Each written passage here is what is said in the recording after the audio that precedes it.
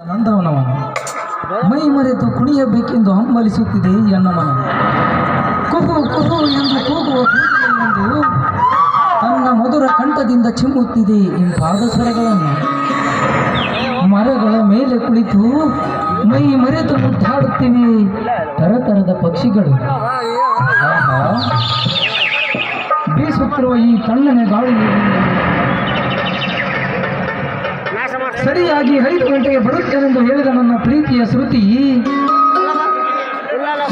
ಯಾಕೋ ಇನ್ನೂ ಬರಲಿಲ್ವಲ್ಲ.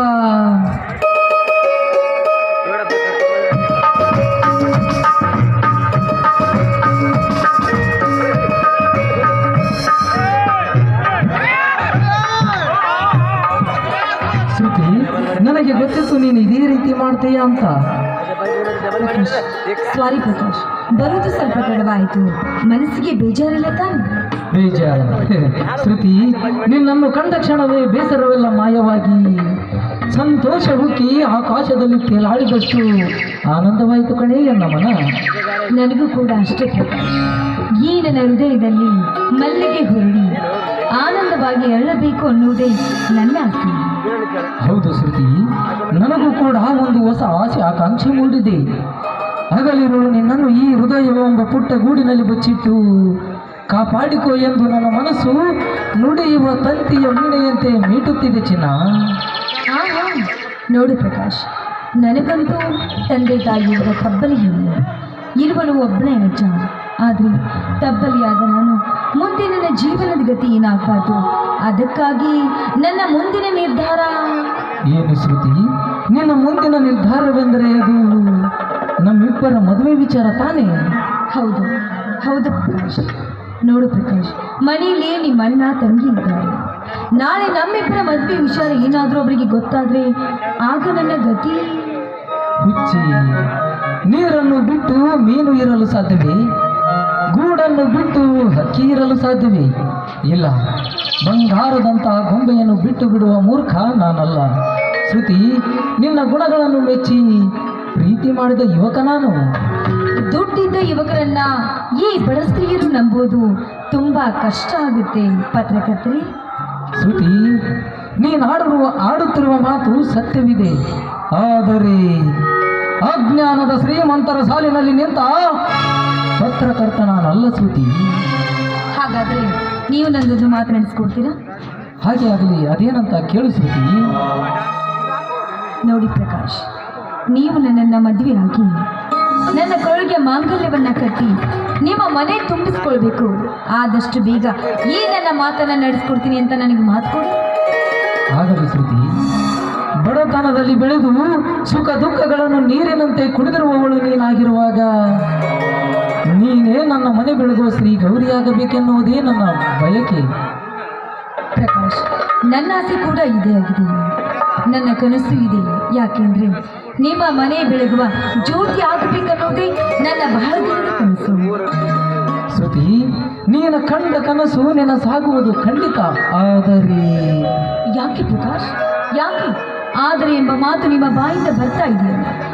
ಈ ಬಡ ಹೆಣ್ಣಿಗೆ ಕನಸು ಕನಸಾಗಿ ಉಳಿಯುತ್ತೆ ಅಂತ. ಹುಚ್ಚಿ, ನಾನು ಹೇಳುತ್ತಿರುವುದೇ ಬೇರೆ, ನೀನು ತಿಳಿದುಕೊಂಡಿರುವುದೇ ಬೇರೆ. ಅದೇನೆಂದರೆ, ಮದುವೆ ವಯಸ್ಸಿಗೆ ಬಂದಿರುವ ನನಗೊಬ್ಬಳು ತಂಗಿ ಇದ್ದಾಳೆ. ಅವಳಿಗೊಂದು ವರ ನೋಡಿ ಮದುವೆ ಮಾಡಿದ ನಂತರವೇ ನಿನ್ನ ಮದುವೆ ವಿಚಾರ. ಅಲ್ಲಿಯವರೆಗೂ ಇದೇ ರೀತಿ ಜಂಗಲ್ಲು ಪಾರ್ಕು ಎಂದು ಕದ್ದು ಮುಚ್ಚಿ ಸುತ್ತಾಡಿದರಾಯ್ತು. ಏನನ್ನುವೆ ನಂಚಿನ? ಆಯ್ತು ಪ್ರೇತರ, ನೀವು ಯಾವಾಗ ಹೂ ಅಂತೀರೋ ಆವಾಗಲೇ ನನ್ನ ಮದುವೆ ಆಗಲು ಸಿದ್ಧರು. ಶ್ರುತಿ, ಈ ಪತ್ರಕರ್ತ ಪ್ರಕಾಶನೆಂದರೆ ಅಷ್ಟೊಂದು ಹುಚ್ಚ ನಿನಗೆ? ನನ್ನ ಜೀವನ ಪರ್ಯಂತ ನಾನು ಹೀಗೆ ಇರಲು ಸಿದ್ಧಳಿದ್ದೇನೆ. ನನ್ನ ಪ್ರಿಯತಮನಿಗೋಸ್ಕರ ನನ್ನ ಪ್ರಾಣ ಕೊಡಲು ನಾನು ಸಿದ್ಧಳಿದ್ದೇನೆ ಗೊತ್ತಾ? ಶ್ರುತಿ, ನಿನ್ನ ಮಾತು ನಿಜನಾ? ನಿಜ, ನನ್ನ ಮಾತು ನಿಜ. ಯಾಕೆಂದ್ರೆ ನನ್ನ ಜೀವನದ ರಾಜನೇ ನೀವಾಗಿರ್ಬೇಕಾದ್ರೆ ಪ್ರಕಾಶ್, ನಾವಿಬ್ಬರು ಗುಲ್ಬರ್ಗದಲ್ಲಿ ಕಾಲೇಜಿನಲ್ಲಿ ಕಲಿತಿರ್ಬೇಕಾದ್ರೆ ಈ ನಿಮ್ಮ ನಡೆ ನುಡಿ ನಿಮ್ಮ ಮನಸ್ಸನ್ನು ನೋಡ್ತಾ ಇದ್ರೆ ನಾನು ಮನಸ್ಪೂರ್ವಕವಾಗಿ ಅಂದೇ ಮೆಚ್ಚಿಕೊಂಡಿದ್ದೆ. ನಿಜ ಹೇಳಬೇಕು ಅಂದರೆ ನನ್ನ ಹೆತ್ತವರ ಮೇಲಾಣಿಗೂ ನೀನೇ ನನ್ನ ಬಾಳಿನ ಪ್ರೀತಿ.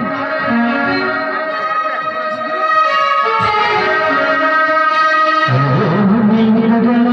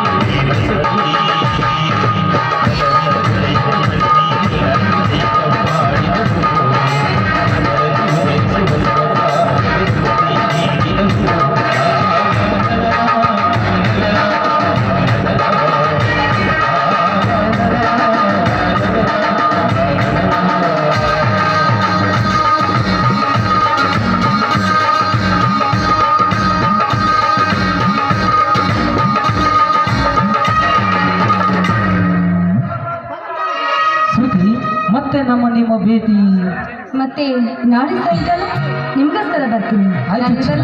ಟಾಟಾ. ಬಾಯ್.